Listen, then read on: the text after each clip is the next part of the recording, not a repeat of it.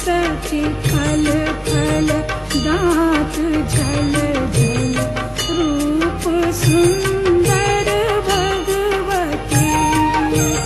सिंह पर एक कमल राजित ताहियों पर भगवती।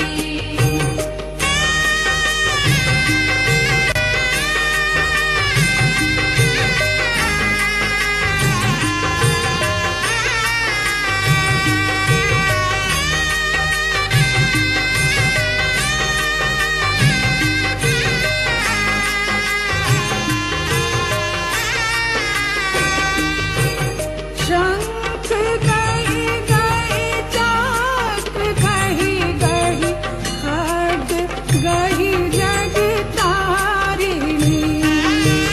शंख गहि गहि चक्र गहि गहि खड्ग गहि जगतारिणी। करसु गहि गहि पास गहि गहि असुर दल संहारिणी। सिंह पर एक कमल राजित ताहियों पर भगवती।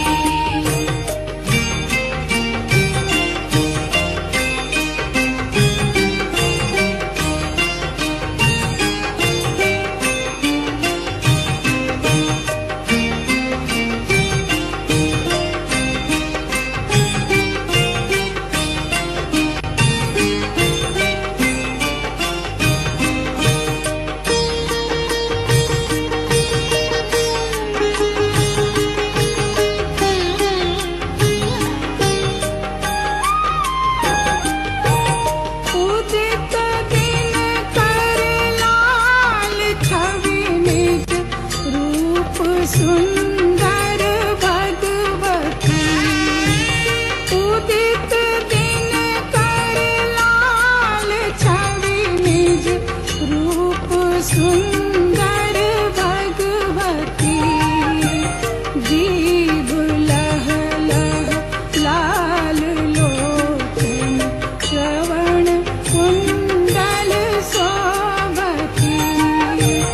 सिंह पर एक कमल राजित ताहियों पर भगवती।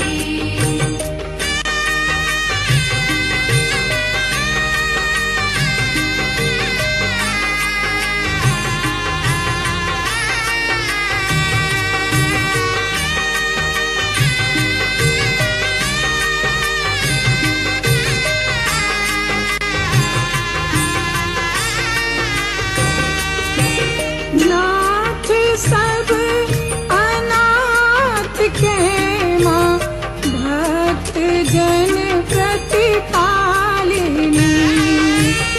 नाथ सब अनाथ के माँ भक्त जन प्रतिपालिनी। महामाया देवी मैया दुर्गा दुर्गति नाशिनी। सिंह पर एक कमल राजित ताहियों पर भगवती। सखी खल खल दांत झल झल रूप सुंदर